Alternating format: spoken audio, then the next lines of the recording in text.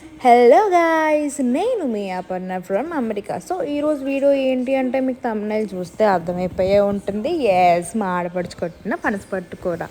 So యూఎస్లో మన పనులు మనమే చేసుకోవాలి కాబట్టి పనసపట్టు కూడా మేమే కొట్టుకున్నాం అనమాట. సో నాకు ఎంత టాలెంట్ అంత లేదు కాబట్టి మా వదిన ట్రై చేశారనమాట. సో ఆవిడే పనసపట్టు అనేది మొత్తం కూడా కొట్టారు. మేమైతే షాప్కి వెళ్ళి ఒక చిన్న పనసకాయని అయితే తెచ్చుకున్నాం అనమాట. సో చూస్తున్నారు కదా, వీడియోలో చూసినట్టు పనసకాయని అయితే మనం అలాగా కొట్టుకోవాలన్నమాట. సో ఫస్ట్ అయితే దానిపైన పొట్టు అనేది అయితే మేము బాగా తీసేసిన తర్వాత ఇలా చిన్న చిన్న పీసెస్గా కొట్టడం స్టార్ట్ చేసామన్నమాట. సో మొత్తం కొట్టేసిన తర్వాత అయితే ఇక వీడియోలో చూస్తున్న విధంగా దాన్ని అయితే చిన్న చిన్న పీసెస్గా అయితే కట్ చేసుకోవాలి. దాంట్లో నుంచి మీరు సీడ్స్ సపరేట్ చేయాల్సిన అవసరం అయితే ఏమీ లేదండి. చూస్తున్నారు కదా, సీడ్స్తో పాటుగానే మనం దాన్ని చిన్న చిన్న పీసెస్గా చేసేసుకోవాలి. ఎంత చిన్న పీసెస్గా వీలైతే అంత చిన్న పీసెస్గా చేసుకోవాలి. ఎలాగంటే మేమైతే ఒక కీమా టైప్లో చేసేస్తున్నాం అనమాట. దాన్ని పీసెస్ చాలా చిన్న చిన్న పీసెస్గా చేయడానికి అలా చేస్తున్నాం అనమాట. నాకు లక్కీలీ దుంగ అయితే మాకు పొలం నుంచి అన్నయ్య గారు తెచ్చారనమాట. సో మాకైతే పని అది ఉండడం వల్ల చాలా ఈజీ అయింది. అండ్ ఆ నైఫ్ కూడా పొలం నుంచే తెచ్చారు. కాకపోతే అది చాలా బరువు ఉంటుంది, దాంతో కొట్టడం చాలా కష్టం అనమాట. సో చూసారు కదా, మీరైతే ఎంత చిన్న చిన్న పీసెస్గా వీలైతే అంత చిన్న చిన్న పీసెస్గా అయితే కొట్టాం. ఇంకా చిన్న పీసెస్ అవుతాయన్నమాట. సో ఇంకా కొడుతున్నాం అనమాట.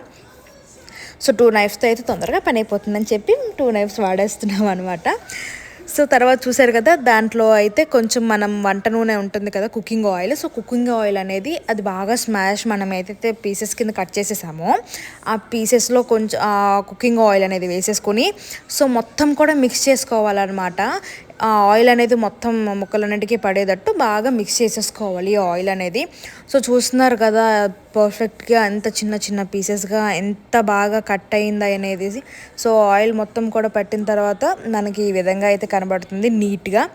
సో తర్వాత మనం ఈ కట్ చేసుకున్న పనసపొట్టును మొత్తాన్ని ఒక బౌల్లోకి తీసేసుకుందాం. ఇంకొక బౌల్లో చింతపండు వేసుకుని అందులో నేనైతే హాట్ వాటర్ని అయితే పోస్తున్నాను. ఎందుకంటే హాట్ వాటర్ పోస్తే తొందరగా సోక్ అవుతుంది అండ్ మనకి చింతపండు నుంచి గుజ్జు ఎక్కువగా కూడా వస్తుంది అనమాట.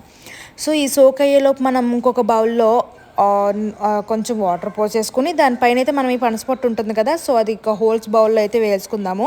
ఆవిరి మీద ఉడకాలి కాబట్టి మనం తీసుకుని తర్వాత పనసపొట్టును ఉడికించుకుందాం. సో అది ఆవిరి పట్టి బాగా ఉడికిన తర్వాత సో మనకైతే ఇది ఇలా కనిపిస్తుంది. సో మనం ఈలోపు ప్యాన్లో ఆయిల్ వేసుకుని ఆవాలు, జీలకర్ర అండ్ పప్పులు, మినపప్పు, శనగపప్పు, కరివేపాకు వేసుకున్న తర్వాత మనం ఇందాక ఏదైతే సోక్ చేసుకున్నామో చింతపండుని కూడా బాగా స్క్వీజ్ చేసుకోవాలన్నమాట. సో చింతపండు గుజ్జంతా కూడా బాగా దిగిపోయేదాకా మనం చింతపండుని అయితే స్క్వీజ్ చేసేసుకుందాం. సో స్క్వీజ్ చేసేసుకున్న తర్వాత ఆ చింతపండు అనేది మరగాలి కదా, ఈ లోపు అందులో ఆవపిండి వేసుకుందాం. సో ఆవపిండి వేయడానికి మనం ఒక రోల్లో ఆవాలు తీసుకుందాం. నేనైతే ఆవాలు స్మాష్ చేసేసి తర్వాత అందులో ఎండుమిరపకాయలు, తగినంత ఉప్పు వేసుకుని దాన్ని అయితే ఒక పౌడర్ కింద బాగా దంచేసి మనం పక్కన పెట్టుకోవాలి. మిక్సీ కూడా వేసుకోవచ్చు, ఏదైనా పర్వాలేదు. సో తర్వాత మనం ఆ చింతపండు కొంచెం మరిగిన తర్వాత అందులో మనం ఇందాక కట్ చేసి పెట్టుకున్న పచ్చిమిర్చి వేసుకుని ఇందాక మనం ఏది దంచి పెట్టుకున్నామో ఆవపిండి కూడా వేసేసుకోవాలి.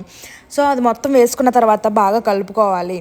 సో చూసారు కదా, చింతపండు అయితే మరీ అంత చిక్కగా రాలేదు, మరీ అంత పలచగా రాలేదు కాబట్టి దాని కన్సిస్టెన్సీలో కరెక్ట్గా ఉంది.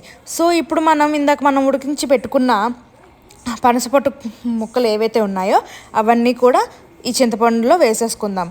సో చూసారు కదా, చింతపండులోకి ఆ ముక్కలన్నీ వేసేసుకోగానే అది ఎంత బాగా పీల్చుకుందో చింతపండు రసం అంతా కూడా ముక్కలకి బాగా పడుతుందన్నమాట. సో సిమ్లో పెట్టుకుని కొంచెం మనం అదంతా కూడా బాగా కలుపుకున్న తర్వాత ఆ చింతపండు రసం అనేది ముక్కలకి బాగా పట్టి కూర ఇంకా బాగా టేస్టీగా ఉంటుందన్నమాట. సో మనం ఎంత బాగా తిప్పుకుంటే ఆ కూరకి అది అంత బాగా మిక్స్ అవుతుందన్నమాట. కాకపోతే మనం చాలా స్లిమ్లో పెట్టుకుని దాన్ని అయితే బాగా తిప్పుకోవాలన్నమాట. సో బాగా తిప్పుకున్న తర్వాత మనం మూత పెట్టుకుని తీస్తే సో మనకి చూసారు కదా, చింతపండు ఎంత బాగా కనిపిస్తుందో, బాగా ఉడికి దానికి బాగా పట్టినట్టు ఎంత బాగా కనిపిస్తుందో.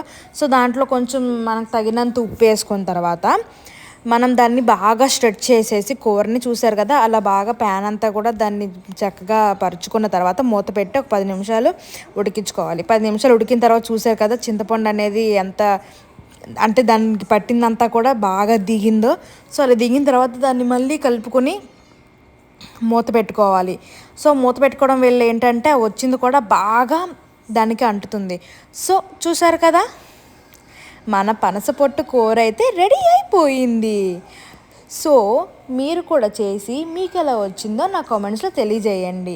సో ఈ వీడియో మీకు నచ్చినట్టయితే లైక్ చేయండి, షేర్ చేయండి, కామెంట్ చేయండి, సబ్స్క్రైబ్ చేయడం మర్చిపోకండి.